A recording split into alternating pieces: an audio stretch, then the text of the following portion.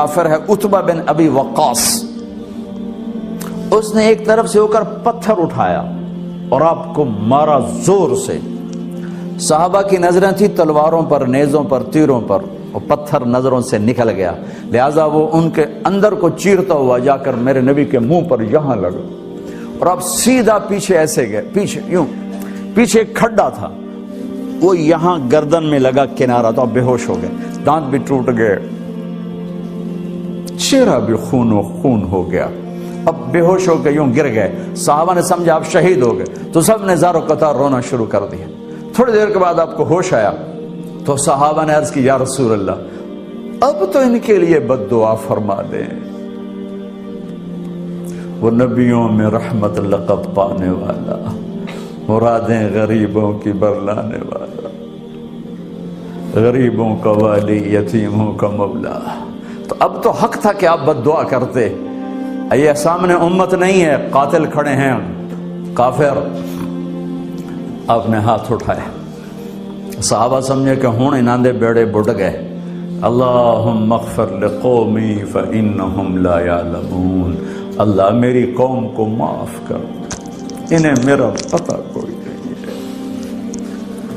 دیکھو میرے بھائیو، جس نے کافروں کے ساتھ یہ ہمدردی کے قتل کرنے والوں کے لیے دعا مانگی ہے، تو مسلمان ہو کر ایک دوسرے کو سلام کرنا چھوڑ چکے، ایک دوسرے کے پیچھے نمازیں پڑھنا چھوڑ چکے، ایک دوسرے پر کفر کے فتوے لگا کے بیٹھے ہوئے۔ مجھے بتاؤ تم میرے نبی کے ساتھ کیا کر رہے؟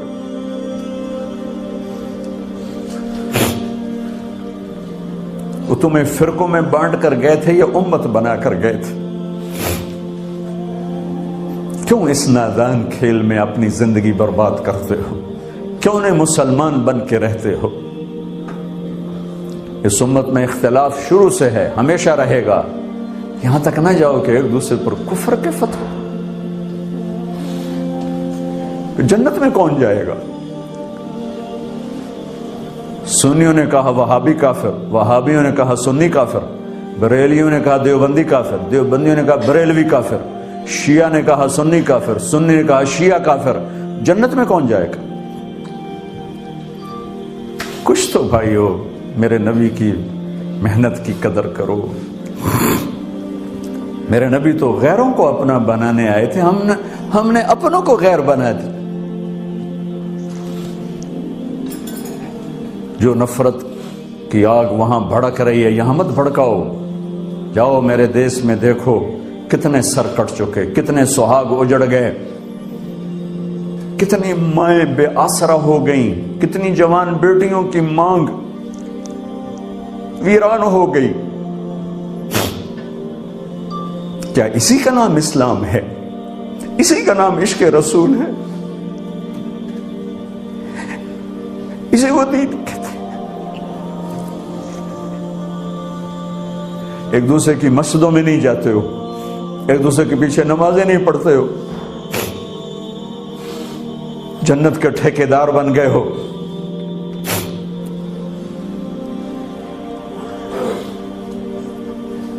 میرے نبی تو عبداللہ بن ابی کا جنازہ پڑھانے کھڑے ہو گئے تھے، جس کا کفر ابو جہل سے بھی بڑا ہے۔ ابو جہل اوپر کی دوزخ میں، عبداللہ بن ابی سب سے نیچے کی دوزخ میں ہے۔ ان کے بیٹے آئے، یا رسول اللہ میرا باپ مر گیا ہے، اپنا کرتا دے دیں گے، میں اس کو کفن دے دوں۔ آپ نے کہا لے لو، کرتا اتار کے دے دیا۔ آپ کہتے بدبخت منافق، دفع ہو جا، دے دیا۔ کہ یا رسول اللہ آپ جنازہ پڑھائیں گے؟ کہاں پڑھاؤں گا۔ باقی منافقوں کا تو کسی کو پتہ نہیں تھا سوائے اللہ کے نبی کے، لیکن عبداللہ بن ابی کا منافق ہونا تو سب کو معلوم تھا۔ آپ جنازے کے لیے عمر سامنے آ گئے، یا رسول اللہ یہ کون ہے؟ کہ مجھے پتا ہے کون ہے، تو آپ اس کا جنازہ کیوں پڑھا رہے؟ کہ شاید اللہ معاف کر دے۔ کہ عمر پیچھے ہٹ جا، مجھے پتا ہے یہ کون، میرے اللہ نے کہا ہے تو ان کے لیے دعا کر یا نہ کر، میں معاف نہیں کروں گا، میں کرتا ہوں شاید اللہ معاف کر دے۔ پھر فرمایا کہ میرے اللہ نے کہا اگر تو 70 دفعہ بھی ان کے لیے دعا کر تو میں معاف نہیں کروں گا۔ اگر میرا اللہ کہتا اے میرے محبوب اگر آپ 70 دفعہ اس کے لیے دعا کریں گے تو میں معاف کر دوں گا. تو میں اس کم بخت کا 70 دفعہ جنازہ پڑھا دیتا. مجھے بتاؤ تم کہاں سے یہ دین لے کر آئے ہو جس میں تم فرقوں میں بٹ گئے ہو, نفرتوں کی آگ تم نے لگا دی ہے. یہ کہاں سے اسلام آیا ہے؟ میں تمہیں اللہ اس کے رسول کا واسطہ دیتا, امت بن کے رہو, مسلم بن کے رہو, کوئی گنجائش نہیں. اپنے اپنے عقیدے پر پکے رہو, دوسرے کے لیے گنجائش رکھو. کیوں اس قدر ظلم و ستم ڈھائے ہوئے ہیں؟ میں نیا تبلیغ میں گیا, کالج سے نکلا, ہماری جماعت ایک گاؤں میں گئی, ایک مسجد میں, تو امام صاحب آئے, ہمیں ماں بہن کی گالیاں دی اور ہمارے بستر اٹھا کے باہر مسجد دھوو, کتے اندر واڑائے. میں حیران پریشان, میں تو کوئی نہیں جانتا تھا کہ مذہب کیا ہوتا ہے, فرقے کیا ہوتا ہے. میں تو کالج میں گانے والا تھا, ناچنے والا تھا, جنید جمشید کی طرح. مجھے تو دین کا پتہ تبلیغ سے پتہ چلا. میں حیران پریشان کہ یہ مولانا صاحب کہہ رہے ہیں کہ یہ گستاخ رسول ہیں, اور مسجد دھو دو باہر کھڑے ہو, یہ مسجد میں کھڑے ہو کر ماں کی گالی دے رہے ہیں, بہن کی گالی دے رہے ہیں. تو پھر معیار دین کیا ہے؟ اتنی نفرت, اس قدر دوریاں. اگر ہم کافر تھے تو ہمیں گلے سے لگاتے, ہمارے نبی کی طرح ہمیں کھانے کھلاتے, ہمیں پانی پلاتے, پھر ہمیں بات سمجھاتے. لیکن ماں بہن کی گالیاں, مسجد میں کھڑے ہو کر, امام مسجد. ہم پنجاب کے زمیندار ہیں, گالی دینا ہماری سرشت میں ہے, لیکن مسجد میں کانپ جاتے تھے کہ کسی کو الو کا پٹھا بھی کہہ دیں.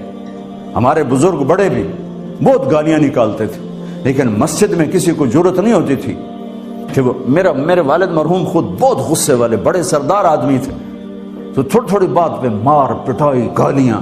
لیکن میں نے نہیں اپنے باپ کو مسجد میں سنا غصے میں بھی کسی کو گالی دیتے ہوئے. ماں بہن کی گالیاں نکالو. اور ساتھ یہ کہہ رہے ہیں کہ یہ گستاخ رسول ہیں, ہم یہ کافر ہیں, ان کو نکال دو, کتے آ گئے, مسجد دھوو. میرے نبی کے دور میں تو کافر آ کے مسجد میں رہتے تھے. میرے بھائیو, جو میں عرض کر رہا ہوں, میں اپنا دکھڑا بیان کر رہا ہوں, اس کی سنگینی کو سمجھو. یہ پاؤنڈ ڈالر نہیں بچائیں گے جب ہم آپس میں ٹوٹ جائیں گے. اللہ نے مجھے دنیا میں پھرنے کا موقع دیا, بار بار دیا, اسی تبلیغ کے سلسلے میں. سب سے زیادہ میں اسپین میں جا کے دکھی ہوا, اور میرا دکھ یہ نہیں تھا کہ ہماری یہاں 800 سال حکومت تھی اور ختم ہو گئی. میرا دکھ یہ تھا, میں اس پہ رویا مسجد قرطبہ میں, کہ جس وجہ سے اسپین تباہ ہوا وہ ساری وجہ میرے دیس پاکستان میں موجود ہے اس وقت. اور ہوش نہیں ہے کسی کو. مذہب پر لڑائی, سیاست پر لڑائی, دین پر نفرت, سیاست پر نفرت, قوم پہ نفرت, صوبے پہ نفرت, پیشے پہ نفرت, نفرت نفرت نفرت. میرے نبی نے پوچھا اسلام کا سب سے مضبوط عمل کیا ہے؟ صحابہ نے کہا نماز, آپ نے کہا نہیں. صحابہ نے کہا جہاد, آپ نے کہا نہیں. صحابہ نے کہا روزہ, آپ نے کہا نہیں. صحابہ نے کہا حج, آپ نے کہا نہیں. کہ یا رسول اللہ پھر آپ بتائیں. فرمایا دین کا سب سے مضبوط عمل محبت ہے, محبت ہے, محبت ہے. بھائیو, اس تبلیغ کے کام کو تبلیغی جماعت نہ سمجھو, کسی فرقے کے نمائندہ نہ سمجھو. ہم کسی فرقے کے نمائندہ نہیں ہیں, اسلام کی نمائندگی ہے. میں نے صرف آج آپ کو کلمہ بیان کیا ہے. یہ اسلام کی نمائندگی, یہ دین کی نمائندگی ہے. اس کے لیے ہم وقت مانگتے ہیں, آپ سے بھی مانگ رہے ہیں. اور آپس میں پیار محبت سے رہو, امت بن کر. اختلاف کرو لیکن محبت نہ چھوڑو. میاں بیوی میں بھی اختلاف ہو جاتا ہے, اس حد تک نہ جاؤ کہ مار پٹائی گالی گلوچ ہو. ماں باپ سے بھی اختلاف ہو جاتا ہے, اس حد تک نہ جاؤ کہ ماں باپ کی بد دعائیں لینے لگ جاؤ. اسلام کا سب سے مضبوط عمل محبت, سب سے مضبوط عمل. محبت اٹھ گئی، ہم امت نہیں ہیں، اب ہم فرقے ہیں۔ محبت ہے تو ہم امت ہیں، محبت نہیں تو ہم فرقے ہیں، اور فرقے میرے رب کی نظر میں کوڑے کرکٹ کے ڈھیر کے سوا کچھ نہیں، کوڑا کرکٹ اور کچھ بھی نہیں ہے۔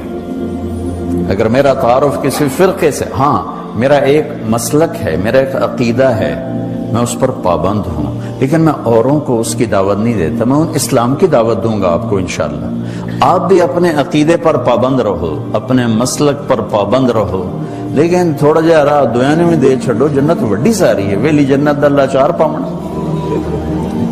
اب بریلوی کہتے ہیں دیوبندی کافر ہیں، دیوبندی کہتے ہیں بریلوی کافر ہیں، شیعہ کہتے ہیں سنی کافر ہیں، سنی کہتے ہیں شیعہ کافر ہیں، غیر مقلد کہتے ہیں مقلد کافر ہیں، مقلد کہتے ہیں غیر مقلد کافر ہیں۔ ہن دسو جنت جاونا کہیں ویلی جنت چلا کی کرنا میں، چلو اچار پاؤ۔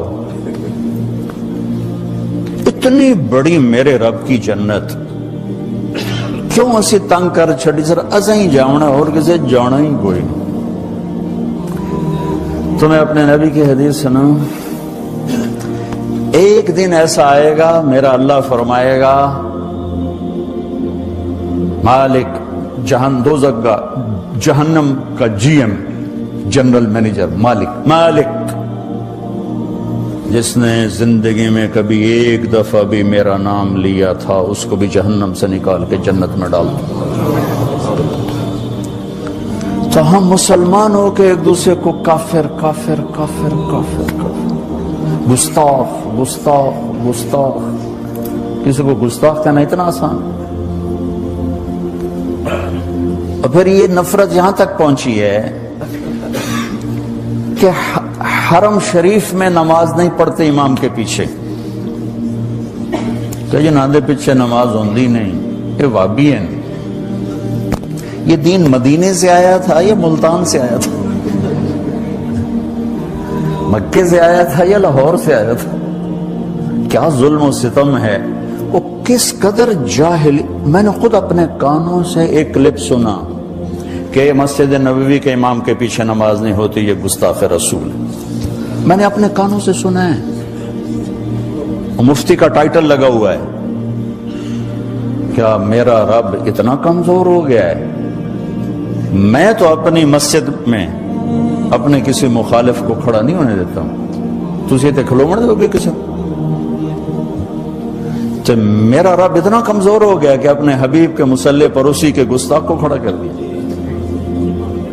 اپنے گھر میں حرم بیت اللہ جہاں ایک نماز 1,00,000 کے برابر، وہاں ایسے آدمی کو کھڑا کر دیا جو اللہ کے رسول کا گستاخ ہے۔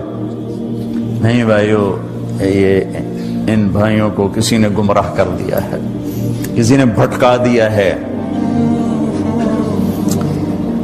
اس لیے میں ہاتھ جوڑا کرتا ہوں نوجوانوں سے آپ سے کہ خود قرآن پڑھو، خود قرآن پڑھو، خود قرآن پڑھو، چونکہ ترجمے موجود ہیں، ہر زبان میں قرآن کا ترجمہ پڑھو تو صحیح۔ میرا رب کی آکھی جانتا، کھول کے نہیں دیکھتے ہو۔ اپنے نبی کی زندگی پڑھو، اپنے نبی کی سیرت پڑھو، اپنے نبی کی حدیث پڑھو، تمہیں خود پتا چلے گا کہ وہ ہستی کیا فرما رہے ہیں۔ پھر تم بیٹھنے والے کو پکڑ سکتے ہو، جناب ہے کی بولی جانتے ہو؟ اب آپ کو پتہ ہی کوئی نہیں وہ کیا کہہ رہا ہے، کہاں سے کہہ رہا ہے۔ بھائیو، امت بن کے چلو، محبت سے چلو۔